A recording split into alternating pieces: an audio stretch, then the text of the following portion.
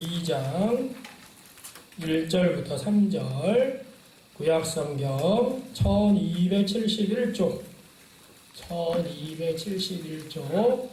자, 우리 세 절이니까 한 목소리로 우리 다 같이 우리 공동해 보겠습니다. 구약성경 1271쪽 요엘 2장 1절부터 3절입니다. 시온에서 나팔을 불며 나의 거룩한 산에서 경고의 소리를 질러 이 땅 주민들로 다 떨게 할지니 이는 여호와의 날이 이르게 됨이니라. 이제 임박하였으니 곧 어둡고 캄캄한 날이요 짙은 구름이 덮인 날이라. 새벽빛이 산 꼭대기에 덮인 것과 같으니 이는 많고 강한 백성이 이르렀습니다. 이와 같은 것이 옛날에도 없었고 이후에도 대대 없으리로다. 불이 그들의 앞을 사르며 불꽃이 그들의 뒤를 태우니 그들의 예전의 땅은 에덴 동산 같았으나 그들의 나중의 땅은 황폐한 들 같으니 그것을 피한 자가 없도다. 아멘. 오늘도 하나님의 은혜와 또 하나님의 사랑의 풍성함이 우리 모든 성도님들과 가정이 가득하기를 주님의 이름으로 축복합니다. 오늘은 우리 옆사람하고 이렇게 한번 인사해 보겠습니다. 새 제사장이 되겠습니다. 네, 새로운 제사장, 오늘 말씀을 잘 들으시면서 어떻게 해야 될지 함께 은혜 받는 시간 되셨으면 좋겠어요. 넷플릭스라고 하는 그런 채널을 통해서 많은 영화나 드라마가 방영이 됩니다. 작년 12월에 개봉한 블랙 코미디 영화인데요. Don't Look Up이라고 하는 위를 보지 말아라 라는 영화가 있었습니다. 이 내용을 보면 이제 천문학자들이 태양 궤도를 연구하다가 이제 지구의 멸망을 향해서 오는 혜성을 발견합니다. 혜성의 궤도를 보니 6개월 후에 지구와 부딪히고 지구가 멸망한다는 그러한 것을 발견한 거죠. 그래서 이 주인공 남녀가 대통령을 찾아가고 정치인들을 찾아가고 언론인들을 찾아가고 방송을 찾아가고 막 대중을 찾아가고 이제 큰일 났다. 6개월 후에 이제 이 혜성이 닥치면 우리 다 이 지구가 멸망한다. 그런데도 사람들은요 무관심합니다. 귀담아 듣지를 않아요. 아주 도대체 왜 그런 얘기를 하느냐. 그런데 실질적으로 한 달 정도 되니 이제 한 달 정도 남으니 눈에 보일 정도로 혜성이 다가와 있어요. 하늘을 보면 그 혜성이 보이는 거예요. 그래서 이제 이 주인공들이 방송을 통해서 저 하늘을 보자. Look up. 하늘을 봐라. 저 하늘에 혜성이 지금 다가왔다. 이제 한 달 후면 저게 지구를 덮친다. 멸망한다. Look up, look up 하면서 계속해서 홍보를 합니다. 그럼에도 불구하고 대통령과 일반 대중들은 반대 운동을 하는 거예요. Don't look up. 하늘을 보지 말아라. 볼 필요 없어. 우리가 다 해결할 수 있어. 우리가 할 수 있는 거야. 저 사람 저거 맨날 저렇게 뭐 멸망이 온다고 그러는데 저런 말 들을 필요 없어. 현실을 봐. 지금 봐. 하늘 볼 필요 없어. Don't look up. 이게 영화 제목이에요. 자, 이 영화는 우리 시대를 희화한 거죠, 사실은. 우리가 이 시대를 보면 정말 무슨 일이 일어나는지 관심이 없습니다. 이 시대에 대해서 알고 싶어 하지도 않아요. 그냥 이렇게 살면 되지. 뭐 자꾸 멸망, 지구 멸망을 얘기하고 인류 멸망을 얘기하고 그런 걸 생각하고 그런 거 필요 없어. 그냥 내가 살아있는 동안 잘 먹고 잘 살면 되지 뭐. 현재 이런 삶을 살아내면 되는 거야. 이러한 것들이 사실은 이런 반복적인 것들이 우리 인류 습성의 모습이죠. 자, 우리 지난주에 요엘서 말씀 2500년 전에 있었던 사건이었죠. 요엘서 1장은 메뚜기 재앙을 통해서 이런 불강력적인 재난의 의미가 무엇이고 우리가 어떻게 살아야 되는지에 대해서 우리 지난주에 함께 은혜를 나눴습니다. 그리고 오늘 2장은 뭐냐면 그런 메뚜기 재앙과 더불어서 이런 재앙만 오는 게 아니라 그거보다 더 큰 재앙이 온다. 메뚜기의 습격을 받았는데 그것이 끝이 아니라 이제 여호와의 날이라고 하는 그 나라가 임박했다. 그래서 그것이 더 슬프다. 이거 2장 전체를 다루고 있어요. 그래서 1장에서는 메뚜기 재난을 통해서 그거는 단순하게 여호와의 날이라고 하는 전주에 불과하다. 그리고 2장에서는 메뚜기 날과는 격이 다른 그런 엄청난 재난이 여호와의 날이라는 특징을 설명해 주고 있어요. 우리도 코로나 시대, 불가항력적인 재난, 우리에게 어떻게 다가올지 모릅니다. 이런 시대를 살아가면서 우리가 그런 불가항력적인 재난이 우리에게 그냥 맞닥뜨렸을 때 그걸 피하고 회피하는 게 아니라 그것을 향하여서 우리가 어떻게 나갈 것이냐. 요엘서 2장은 오늘 우리에게 아주 중요한 메시지를 전해주고 있어요. 2500년 전의 메시지지만 오늘 이 시대를 살아가는 여러분들과 저에게도 주는 메시지라는 거죠. 원래는 1절부터 17절까지 오늘 말씀을 봐야 되는데 너무 길어서 1절부터 3절까지 봤습니다. 여러분들 성경을 보시면서 저랑 같이 함께 은혜를 나눌 텐데요. 자, 첫 번째는 이 메뚜기 재앙보다 더 심한 재난이 올 텐데 그것이 뭐냐면 여호와의 날이라는 거예요. 이 여호와의 날이 임박했다. 그래서 오늘 당면한 재난이 가리키는 여호와의 날에 대해서 어떠냐? 그 여호와의 날은 메뚜기 재난과는 다른 재난에 대해서 말하고 있습니다. 그래서 1절, 2절, 그리고 10절에서 11절에서 말씀하고 있는데요. 다시 한번 제가 1절, 2절을 읽어드릴게요. 잘 여러분들이 들으시면서 되새기셨으면 좋겠습니다. 시온에서 나팔을 불며 나의 거룩한 산에서 경보의 소리를 질러 이 땅 주민들로 다 떨게 할지니 이는 여호와의 날이 이르게 됨이니라. 이제 임박하였으니 곧 어둡고 캄캄한 날이요 짙은 구름이 덮인 날이라. 새벽빛이 산꼭대기 덮인 것 같으니 이는 많고 강한 백성이 이르렀습니다. 이와 같은 것이 옛날에도 없었고 이후에도 대대 없으리로다. 여러분 1절에 여호와의 날 나팔을 불면서 모든 백성을 떨게 하라고 이야기합니다. 나팔을 분다는 것은 두 가지 의미예요. 축제가 일어났을 때. 그래서 대관식이라든가 제의식이라든가 군대가 진군할 때 씁니다. 부정적인 의미로는 적군이 공격해 올 때 경계하기 위해서 나팔을 불어요. 그래서 나팔을 불면서 어떻게 해요? 모든 백성을 두려워하며 떨게 하라는 것이에요. 왜? 오늘 지금 바로 적군이 공격해 오니까 나팔을 불어서 경고의 소리를 질러야 된다. 경계할 나팔을 불러야 된다. 이거는 메뚜기 재앙과는 전혀 차원이 다른 엄청난 것이기 때문에 주민들로 다 떨게 해라. 여호와의 날이 이르게 됐고 임박했다. 모두 떨게 해야 된다. 여러분 2절 후반부에 보면 이와 같은 것이 옛날에도 없었고 이후에도 대대 없으리라. 무슨 말이에요? 전무후무한 마지막이라는 거예요. 우리가 1장 2절에서는 이런 메뚜기 재난이 왔을 때 자녀에게 전하고 또 자녀는 또 자녀에게 그 자녀는 후세에게 알려라. 우리가 이런 재난을 쉽게 잊어버려서는 안 된다. 기억해야 된다. 1장 2절에서 그랬는데요. 지금 2장에서는 오히려 전무후무한 이러한 일들이 일어나게 될 것이다. 그래서 1장에서는 지금 일어난 메뚜기 재난에 대한 일어난 사건에 대해서 이야기하지만 2장에서는 앞으로 다가올 일에 대해서 말하고 있어요. 그래서 1절부터 11절이 이 여호와의 날 1절부터 시작된 이 내용이 사실은 1절부터 11절까지 아주 중요한 대칭 구조를 이루고 있는데 히브리 문학의 형태가 바로 이렇습니다. 약간 대칭 구조를 이루고 있어요. 그래서 여호와의 날의 특징이 자 1절에 여호와의 날 11절에도 여호와의 날이 크고 심히 두렵도다 당할 자가 누구냐? 그래서 1절과 11절 그 다음에 2절과 3절은 어둡고 캄캄한 날, 그 여호와의 날은 어떠냐? 어둡고 캄캄하다. 그것이 10절에서도 어둡고 캄캄한 땅이 진동하고 하늘이 떨고 해와 달이 캄캄하여 별들이 빛을 거둔다. 어둡고 캄캄해진다는 거예요. 그리고 4절, 5절에서는 여호와의 군대에 진군하는 말과 기병과 병거 이런 것들이 나오는 게 4절, 5절인데 7절부터 9절에서는 여호와의 군대가 공격하는 모습을 보여주고 있어요. 그리고 6절 중간에가 창백하게 질린 백성의 모습.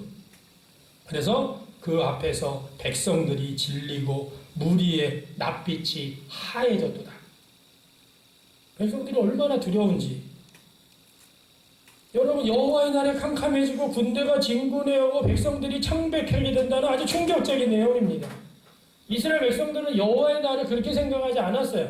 이스라엘 백성들은 여호와의 날, 주님의 날은 자기 선택된 이스라엘 백성들을 이 열방 가운데 그 백성들을 괴롭히고 그 백성들을 침입하고 그 백성들을 침략하는 그런 주변의 열방의 나라를 심판하시고 그 여호와의 날에는 자기 백성들 이스라엘 백성들을 오히려 구해주는 그런 아주 드라마틱한 그러한 것들을 꿈꾸는 게 여호와의 날이었는데 오늘 성경에서는 뭐예요? 그 여호와의 날에 자신을 구원하는 것이 아니라 이스라엘 백성들을 구원하시는 것이 아니라 오히려 이스라엘 백성들을 치러 하나님의 군대가 오고 그 백성들이 얼굴이 창백해질 정도로 두려움에 떨게 된다. 엄청난 거죠. 그래서 11절 그 여호와의 전쟁이 뭐냐? 자, 여호와께서 제가 한번 또 보겠습니다. 11절 여호와께서 그의 군대 앞에서 소리를 지르시고 그의 진영은 심히 크고 그의 명령을 행하는 자는 강하니 여호와의 날이 크고 심히 두렵도다. 당할 자가 누구이냐? 여러분 이스라엘을 공격해오는 군대가요 여호와의 군대. 그 진영이 여호와의 진영, 그 진영이 여호와의 진영입니다. 명령을 행하는 자가 여호와 하나님이에요. 아니 자기들은 그 여호와의 날에 구원받을 것을 기억하고 구원받을 것을 기대하고 있는데 여호와의 날에 하나님의 군대가 하나님의 진영을 세워서 하나님의 명령으로 너희들 이스라엘 백성들을 친다는 거예요. 그러니까 심히 두렵도다. 당할 자가 누가 있으랴. 공격 대상이 바로 이스라엘이라고 하는 거예요. 하나님의 군대가 바로 우리를 치러 오는구나. 그러면서 우리는 어떻게 절망적인 선교를 하는 거죠. 충격을 받아서 절망적인 선교를 합니다. 그런데 우리 하나님은요. 오늘 12절 말씀 우리 한번 다 같이 한번 읽어볼까요? 여호와의 말씀에 시작. 여호와의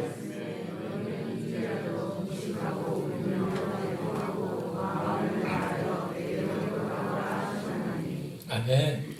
하나님의 말씀에 너희는 이제라도 우리가 개역개정에는 잘 안 나타나 있지만 이제라도 앞에 사실은 그러나 이제라도 진정으로 회개하고 돌아오라는 것입니다. 자, 하나님은요 심판하는 것이 하나님의 마음이 아닙니다. 그들이 회개하고 돌아오는 것이 하나님의 마음이에요. 하나님은요 심판을 원하시는 분이 아니에요. 그런 과정들을 통해서 뭐예요? 그들이 돌아오기를 원하시는 분이 하나님이세요. 그러나 이제라도 돌아오면, 그러나 이제라도 회개하고 뜻을 너희들이 돌아오면 회개하면 내가 뜻을 돌이키겠다. 이게 하나님의 간절한 표현이에요. 그런데요 이스라엘은 이 무시무시한 하나님의 이야기를요 가볍게 들었어요. 돌아오라는 이야기를 듣지 않고요 약속된 축복까지도 이루어지질 않았어요. 왜? 그들이 회개하고 뜻을 회개하고 돌아오지 않았기 때문에 그래요. 그래서 그들은 어떻게 됩니까? 예언대로 무시무시한 바벨론이 4차 침공을 통해서 이스라엘을 완전 초토화시킵니다.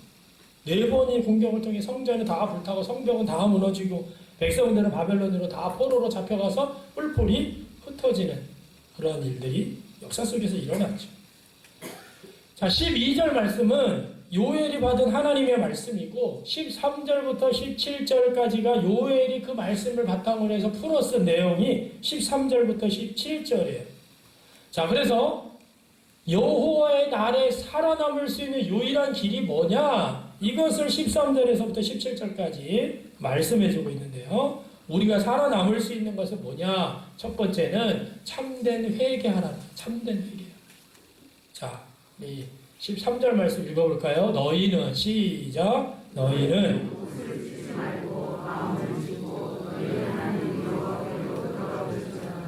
참된 회개라는 것은요 옷을 찢는 것이 아니라는 거예요. 마음을 찢으라는 거예요.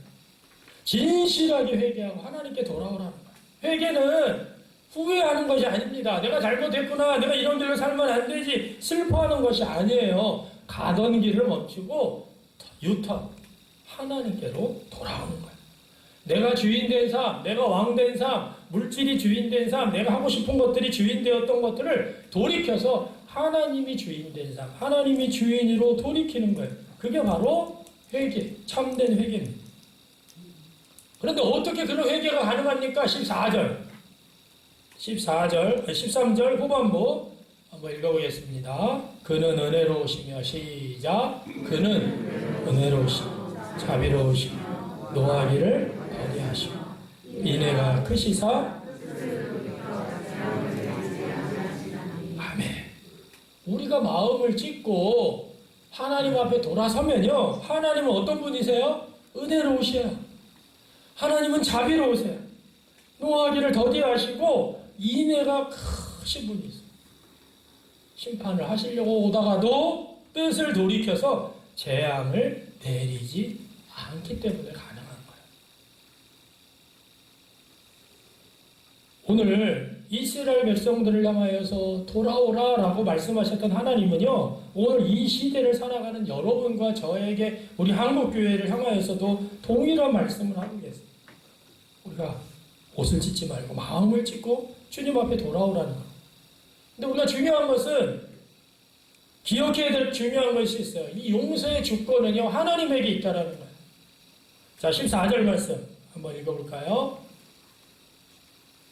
네, 주께서 14절 시작. 주께서 혹시 마음과 뜻을 돌이키시고 그 뒤에 복을 내리사 너희 하나님 여호와께 소제와 전제를 드리게 하지 아니하실는지 누가 알겠느냐.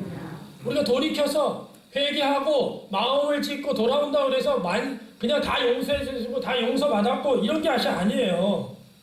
우리가 회개한다고 용서받는 것이 아니라는 것. 자동적인 용서는 없습니다. 비인격적 기계적 용서는 없어요. 마음을 찢고 회개할 때 용서해 주실 수도 있다는 것이지, 마치 우리가 이미 용서는 다 따나온 당상처럼 용서는 권리라고 생각하고 있는 것은 잘못됐다고 오늘 14절에서 명확하게 설명해 주고 있어요.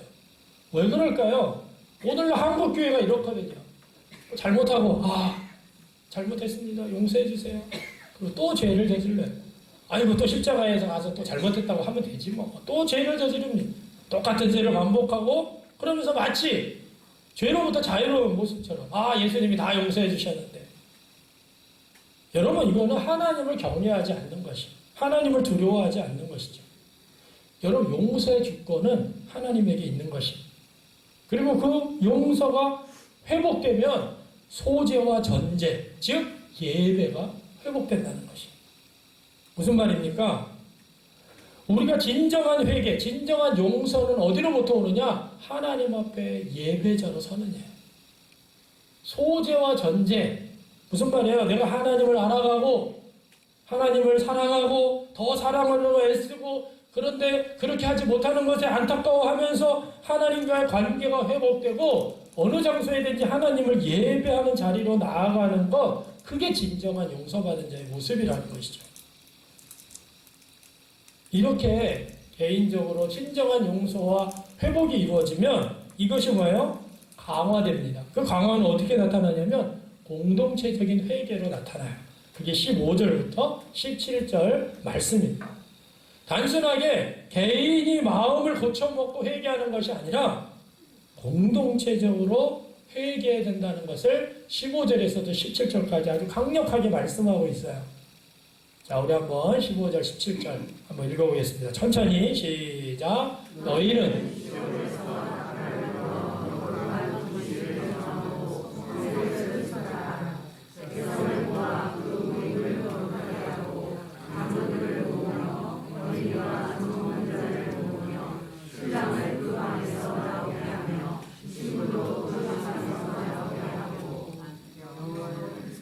여호와를 섬기는 제사장들은 여호와여 주의 백성을 불쌍히 여기소서. 주의 기업을 높게 하여 나라들로 그들을 하나같이 못하게 하옵소서. 어찌하여 이방인으로 그들의 하나님이 어디 있느냐 말하게 하나이까 하셨다. 아멘. 자, 오늘 이 15절에서도 17절까지요 명령문이 7개나 나와요. 나팔을 불어라, 금식일을 정해라, 소집해라, 모아라. 왜 이렇게 많이 나올까? 지금 사태가 매우 긴급하다라는 거예요. 이 명령은 무엇보다도 이스라엘 공동체가 전체가 회개해야 된다는 것이죠. 자, 15절 앞으로 가서 자, 너희는 시온에서 나팔을 불어라. 이 나팔은 아까의 1절의 나팔과 다릅니다. 이 나팔은 회개의 나팔을 불라는 뜻이에요. 금식을 정하고 백성들을 모아서 회개의 나팔을 불어서 다 모으고 금식을 하면서 회개해야 될 것이에요. 누가 회개해야 되느냐? 장로들, 어린이, 젖 먹는 자, 신랑, 신부 모두 나와서 공동체적으로 회개해야 된다는 거예요. 여러분, 어린이와 젖 먹는 자, 이 말은 뭐예요? 이스라엘 죄에 아직 참여하지도 않는 자들입니다. 자기 의지적으로 참여하지 않은, 우상 숭배하고 불의를 행하고 이런 악을 행하는 모습에 참여하지 않은 그런 사람을 어린이와 젖 먹는 자로 표현하고 있어요. 잘 몰라요. 그런데 그들도 와서 같이 공동체적으로 회개된다는 거예요. 또 결혼해서 신방에 들어가 있는 신랑과 신부도 불러내라는 것이에요. 당시에 신방에 있는 결혼하면요 군대도 안 갔습니다. 그 당시에는 군대도 가지 않았어요. 그런데 그들마저 신랑과 신부도 다 불러내라. 그리고 뭐예요? 공동체적으로 회개하라는 거예요. 왜? 이스라엘은 공동체이기 때문에 그래요.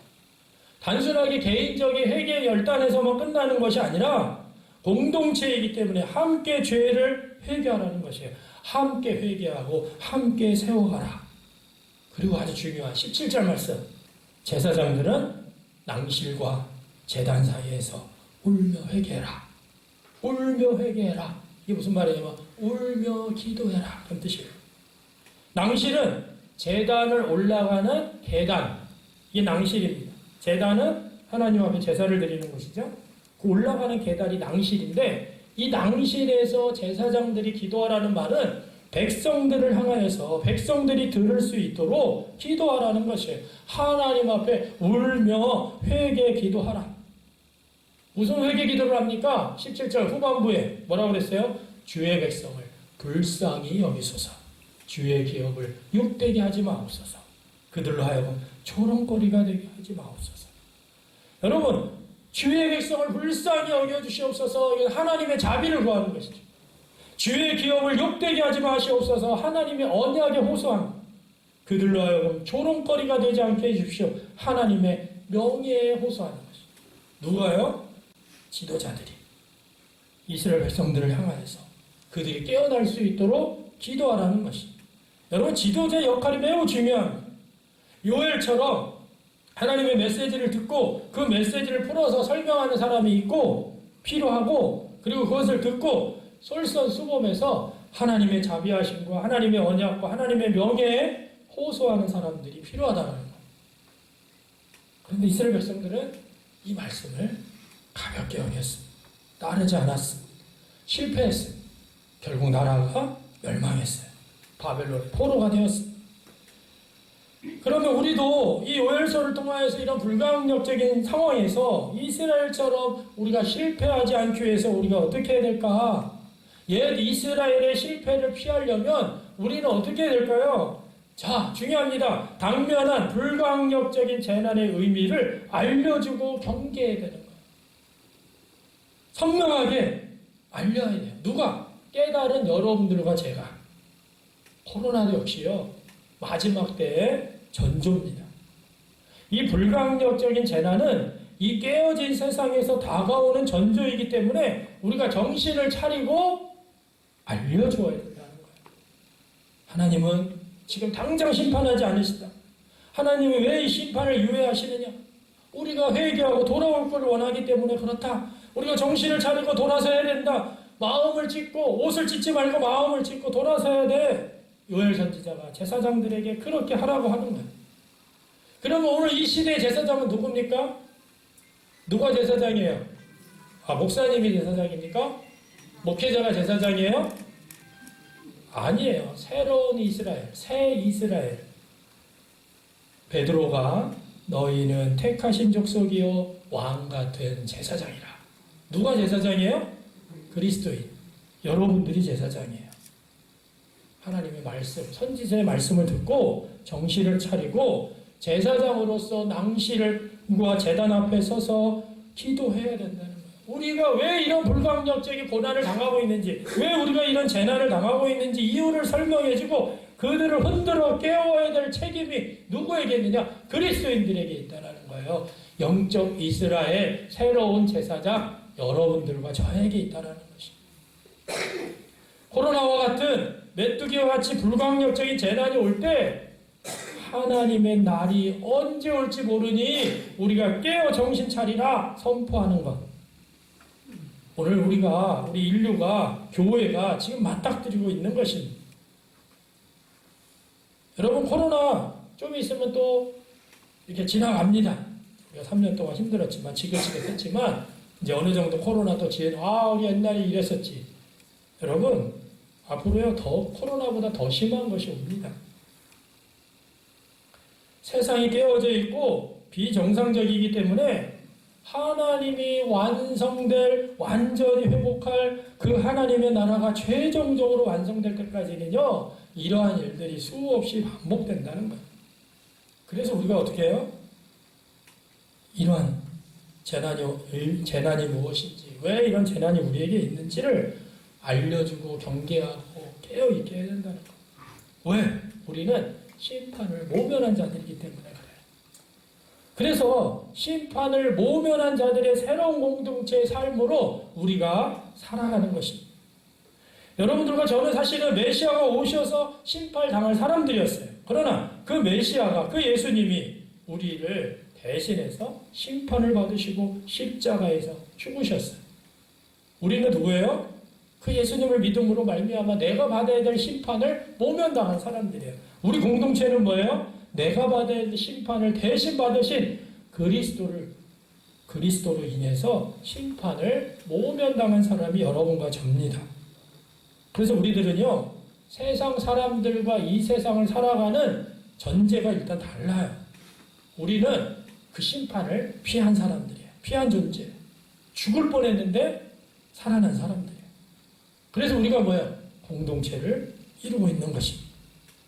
같은 전제, 심판을 모면받은 그러한 존재들이기 때문에 우리 같은 공동체를 이루는 것이에요. 그래서 우리가 공동체는 모여서 같이 커피 마시고 그냥 희희낙낙 놀고 웃고 그런 게 아니라 우리 공동체의 특징은 서로 이 세상 속에서 이 새 속에 물들지 않기 위해서 깨어 있을 수 있도록 서로 도와주는 것, 그게 바로 공동체의 삶입니다. 공동체적인 삶을 살면서 함께 서로 깨어 있게 하는 것.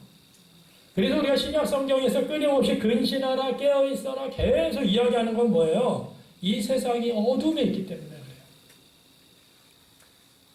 옛날에는 해가 떨어지면 진짜 가로등도 없고 뭐 전기가 뭐 몇 가지 이렇게 있을 때는 진짜 해 떨어지고 보름달이 아니고 완전 캄캄해가지고 밖에 나가질 못할 정도로 캄캄했잖아요. 지금은 어때요? 가로등도 있죠. 간판에 네온 사인에 불빛에, 금요일날 저기 원주 시내 나가면 그냥 불야성입니다. 정말 낮인지 밤인지 잘 몰라요. 사람들도 엄청 많습니다. 지금 우리가 어둠조차 느끼지 못하는 시대를 살아가고 있어요. 어느 속에 우리들에게 스며든 이 세상 속에서 어느 정도 하나님도 섬기고 세상도 섬기는 이걸 혼합주의에 우리가 살고 있다는 거죠. 그래서 공동체가 혼합주의에 스며들지 않도록 깨어 있어야 된다. 우리 서로 도와주고 서로 함께하는 거, 그게 바로 공동체예요. 그게 교회입니다. 여러분, 요엘서를 보면 요엘이 얼마나 외로웠을까? 뭐 예언자들도 다 그렇죠. 여러분, 얼마나 고독했고 얼마나 미움을 받았을까요? 여러분, 망합니다. 코로나 재난이요? 아유, 그건 아무것도 아니에요. 조금 있으면 이제 더 큰 재난이 올 거예요. 제가 밖에 나가서 막 이렇게 떠들면 저희 목사라는 게 저거 막 이러면서 욕을 막 해댈 거예요. 근데 똑같은 거예요. 지금 요엘이. 메뚜기 재앙은 아무것도 아닙니다. 메뚜기 4차 동안 왔는데 아무것도 아니에요. 이거보다 더 큰 것이 옵니다. 요엘의 말을 누가 들었을까? 여러분, 우리가 성경을 믿는다고 한다면 우리가 어둠에 잠식되지 않고 깨어 있어야 됩니다. 다른 종류의 삶을 살아가는 사람들이 공동체, 그리스도인 공동체, 교회 공동체이기 때문에 그래요. 그래서 우리 자신이 깨어있고 성도들이 깨어있을 수 있도록 도와주는 것. 여러분, 깨어있다고 하는 것이 밤낮 막 철야 기도하고 밤낮 기도하고 산속에 들어가서 막 기도하고 이런 게 아니에요. 깨어있다라는 것은 우리가 쉴 때도, 우리가 휴식을 취할 때도 하나님을 기억하며 휴식하는 거예요. 하나님 없는 안식은 이 땅에 없습니다. 그게 이 시대의 속임수예요. 우리 문화는 야, 하나님 없이 쉴 수 있어. 넷플릭스도 보고 게임도 하고 하나님 없이 충분히 쉴 수 있어. 야, 다 내려놔. 뭐 이렇게 휴가인데 뭘 다 내려놓지. 말씀도 안 보고 큐티도 안 하고 묵상도 안 하고 편하게 쉴 수 있어. 이게 진짜 쉬는 거지. 여러분, 이게 우리 안에 혼합주의가 스며들어 있어요. 반드시 우리가 알아야 될 것은 이런 즐거움과 쉼 속에 주님이 계신다는 것. 이게 깨어있는 것입니다. 우리 공동체가 바로 그렇게 서로 깨어 있어서 서로 격려해주고 세워주고 그러면서 뭐예요? 서로 도와주는 것이 이 공동체예요. 그리고 우리끼리만이 아니라 세상을 향해서도 참된 회개를 요청해야 돼요. 여러분, 기독교는 가벼운 종교가 아닙니다. 내가 회개한 거 십자가에 용서받고 또 회개하고 또 용서받고 이렇게 생각하시면 안 돼요. 아까도 말씀드렸지만 자동적인 용서가 아닙니다.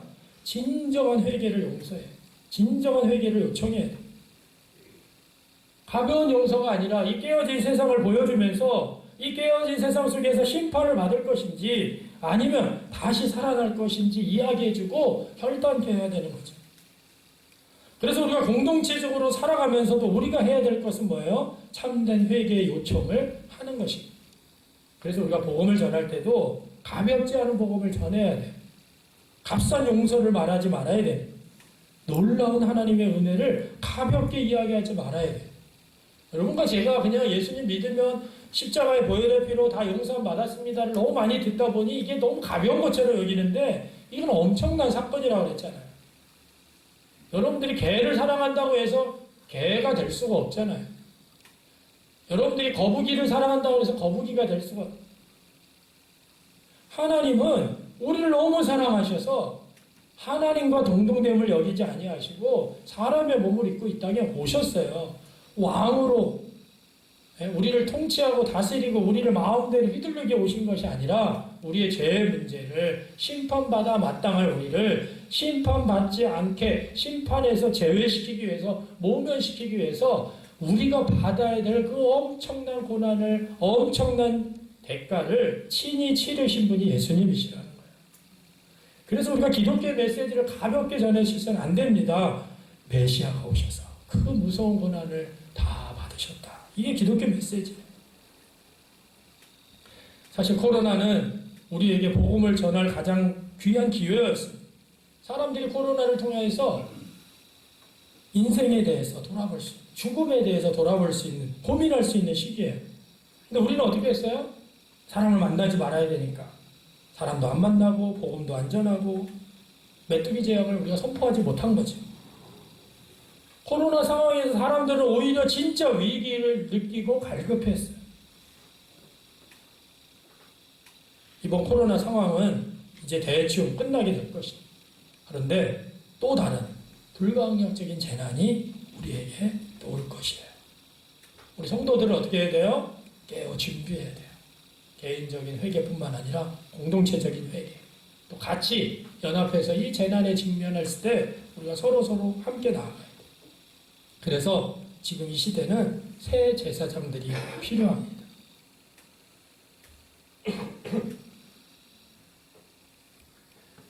요엘의 말씀의 이야기를 듣고 낭실과 제단 앞에서 기도하는 사람들이 필요하다는 거예요. 목사님이 하셔야지요가 아니라 여러분들이 바로 제사장이 되어야 돼요. 여러분들이 깨어나셔야 돼요. 돌아가는 세상이 어디를 향해 있는지를 우리가 봐야 되는 것이에요. 코로나와 같은 상황, 이 또한 지나가리라. 이게 아니에요. 이런 불가항력적인 재난의 의미를 바로 깨닫고 다가오는 주님의 날을 준비하는 것, 그러한 대안적 삶이 여러분들이 먼저 살고 그것을 사람들에게 전해주는 사람들이 바로 새로운 제사장이라는 것이에요. 지난번에 우리 가정속회 하는데 뭐 여러 가지 얘기하다가 그런 생각이 좀 들었어요. 내가 목사가 안 됐으면, 사모가 안 됐으면, 내가 이렇게 열심히 목회를 이렇게 신앙생활을 할까? 내가 리더가 안 됐으면, 내가 이끌미가 안 됐으면, 내가 이렇게 열심히 신앙 큐티하고 이렇게 열심히 말씀 보고 이렇게 할까? 그런 생각이 들더라. 너무 감사한 거예요. 아, 내가 목사가 안 됐으면 교회도 잘 안 나갔을 것 같아. 지금 새벽기도 저는 진짜 뭐 자다가 새벽기도 이렇게 졸아가지고 이렇게 깜빡하고 이렇게 막 종이 울리는데도 못 일어난 적은 없거든요. 거의 새벽기도 뭐 여기 있으면 나오는데 그런 것들이 뭐냐면 아, 내가 목사가 안 됐으면 그런 것도 제대로 못했을 텐데 새벽기도도 제대로 못하고 성경 공부 제자훈련 나 제대로 안 받았을 것 같아요. 그러면서 무슨 생각이 드냐면 아, 이 교회의 리더가 된다는 것, 교회 이끌미가 된다는 것, 이런 게 되게 너무 중요한 거예요. 왜 중요해요? 여러분들이 제사장이기 때문에. 여러분들이 시대 제사장이기 때문에 내가 큐티하고 말씀 보고 또 묵상하고 말씀대로 살아내려고 하고 때로는 넘어지고 다시 일어나고. 왜? 저도 목사지만 교회 가기 싫을 때가 있거든요. 저 목사인데 교회 가기 싫을 때 있어요. 새벽기도 가기 너무 힘들어서 가기 싫을 때도 있어요. 근데 목사니까 일어나서 가요. 목사니까 여기 와서 이렇게 설교를 해요. 저도 부부싸움하고 설교하기 싫어요. 아니 부부싸움 한다면 어떻게 말씀을 전해? 그럼 하기 싫어요 정말. 근데 어떻게 해요? 목사니까 말씀을 전하는 자니까 해야 돼요. 그러면서 어떻게 돼요? 아, 이게 그래서 중요하구나. 리더가, 제사장이, 지도자들이 왜 중요하냐.